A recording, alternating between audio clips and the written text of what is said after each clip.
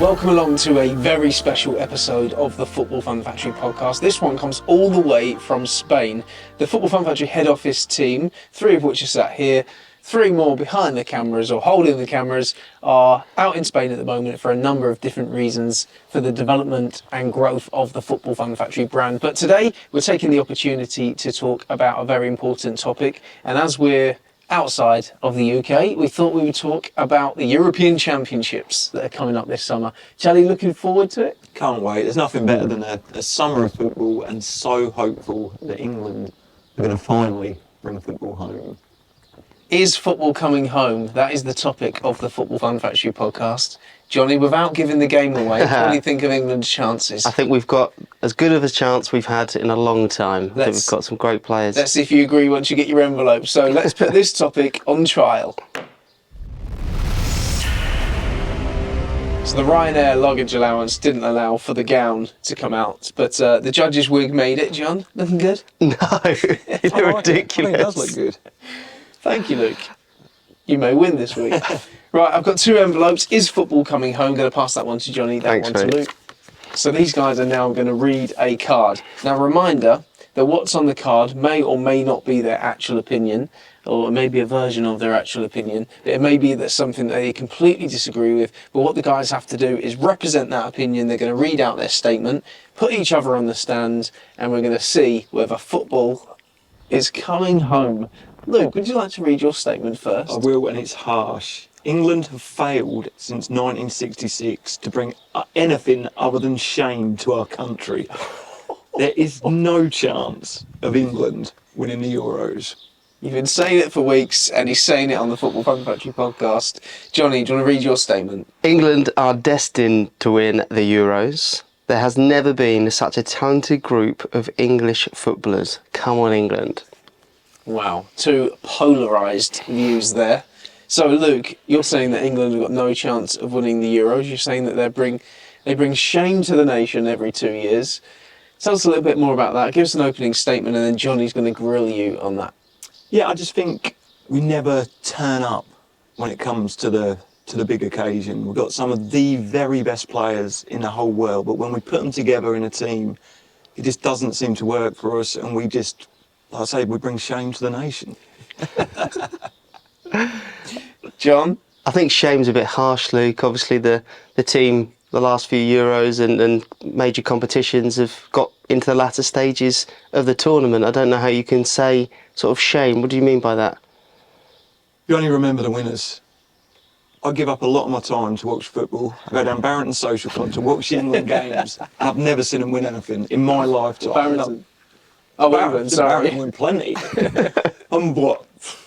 31 years old now, and I've never seen England win a major tournament. And I think I deserve better on a personal level. But all the players, they're trying their very best. The manager's trying his very best. I wouldn't say they're putting shame on the nation, would you, Luke? No, I've had to read the card out, and I've probably used whoever wrote the card has used the wrong word there. Idiot. Yeah. But yeah, I'm trying to argue my case, and I feel shameful of my nation that we don't bring any trophies back to the country. Just a little note that you may hear the odd car going past, a few birds in the trees. I've ordered a taxi after my comment to take me away. And as the car drives past, they are probably wondering why I've got mad hair, for those watching on video rather than audio. Cool. Well, a very strong view. Someone's just started up a lawnmower in the background as well. So the audio is on point in this week's podcast. Johnny, do you want to remind us of your statement and then back it up with some hard evidence? Yeah, so England are destined to win the Euros. There has never been such a talented group of English footballers. We have quite possibly the best 5 or 6 front players, forward players in the world right now. There is such exciting talent across the whole team. We're definitely going to win the Euros. Mic drop. Strong. It's a strong statement. But then you talk about, I would agree with you, some incredibly talented forward players. But why has it not come together? Why is it this time any different to 2 years ago, 4 years ago, 6 years ago, 8 years ago? I think they've massively learnt from previous tournaments. I think they obviously getting to getting to the final. Well, there's a jump in before. there. Sorry. Carry on. It's not my place. I think, yeah, massively learnt from previous tournaments. You've got players now that are playing at big clubs in big games week in, week out. Harry Kane's now at Bayern Munich playing in big games. Jude Bellingham, loads of pressure on him at Real Madrid, but is thriving.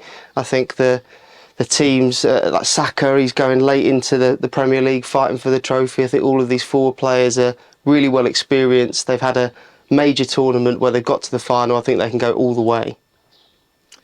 Talk about, obviously, Harry Kane, Jude Bellingham going, but the number of games that these players play. You talk about Saka going late in, every game means something. Are they going to be fresh enough to deliver come what June?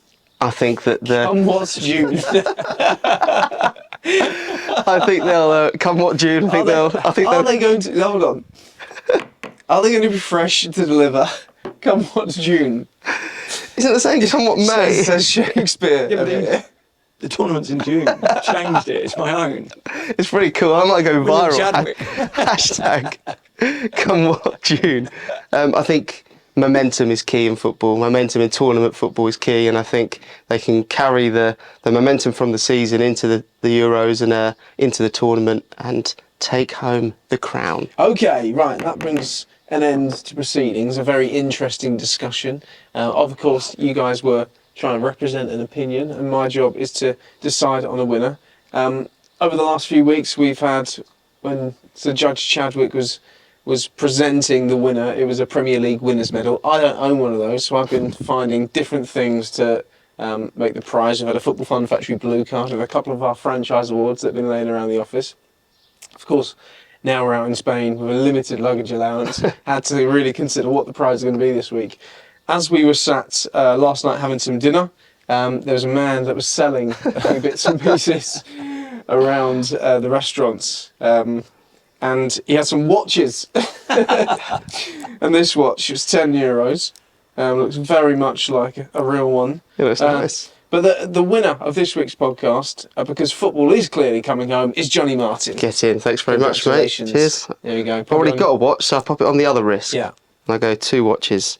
Very nice. Great well, win. Let's have an actual chat about what we actually think. Of course, we've had a bit of fun there, but let's have a real chat about England's prospects at this year's How European small are your Championships. wrists? Quite small, yeah. So congratulations, Johnny. Thanks you very are much, the mate. winner of this week's James's Court, but we're going to be talking about our actual opinions. So first, I'm going to share mine. I think England have got a real chance. I think we've got a real chance this summer. But I also think there's a point at which in that discussion I wanted to jump in about learning lessons from previous tournaments. And it is just that thing of the same old story. Like, I convince myself every single tournament, England have got a real chance, and I convince myself that this is the year we're going to do it. And it always goes to a penalty shootout and we lose.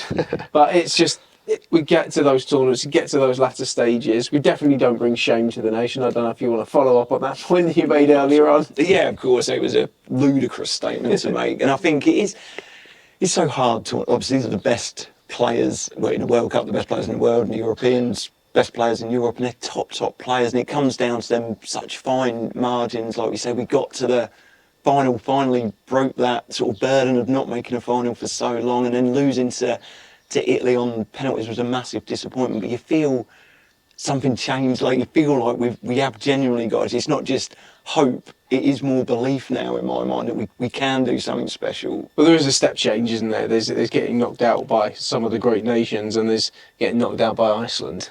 Yeah, very, very different. I think the biggest thing for me is the front 5 or 6 players, like I mentioned earlier on. They're just so good. You've got some of the most exciting players in world football right now that can overcome anyone.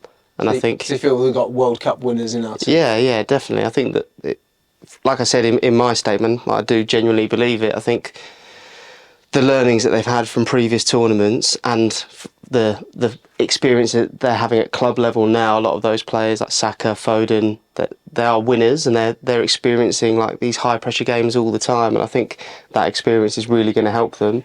And then previous experiences in other tournaments, I think there's quite a lot of players now in that squad that have played in several tournaments. It's a real good feel, isn't it? That's what sort of appears on social media. There's a real unity in the squad, and I think they've definitely got enough to bring it home. I think that's what's changed so much, isn't it? I mean, you guys are much younger than me, but back in the Graham Taylor, like back then, there was always such huge negativity around the England team. I think when you don't generally get success unless everyone's pulling together, and you feel that there is real unity between the fans, between the players and management. You feel like, is this Southgate's last tournament in charge, and can he do that special thing that he's come so close to doing so far? Are there areas of concern for you guys in terms of weaknesses? Because there have been some potentially defensive frailties in squads. I don't think it's so much as weaknesses. I think it's recognising the calibre and standard of opposition that they're going to be playing against, because they're coming up against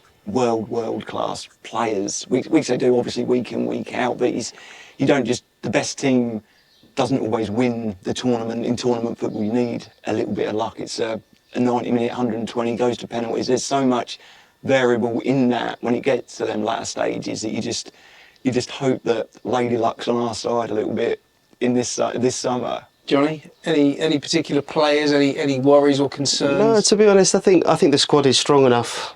I think, of course, there may be one or two players that aren't necessarily playing loads of club football or playing at the highest level at club football at the moment for them, and they're maybe not in the best form. But I think the squad in general is really strong, and I think when that group of players go and play for England, they do perform. And I think people will say like Harry Maguire, and they're not sure about him and his time at Man United and everything else, but he's proven time and time again he steps up when he's playing for England, and in big moments he scored some big goals in tournaments. I think that shows he's always done a brilliant job Yeah, for 100%. England. The strength of character that he's shown over the past 18 months, the amount of stick that he was getting, but he still turns up every week. He's a really honest player and does it he's really good at certain aspects. Obviously, not every player is perfect, but he does what he does incredibly well, and particularly for England over the past 7-8 years now. Yeah, and tournament football, like set pieces are big, aren't they? In like tournaments and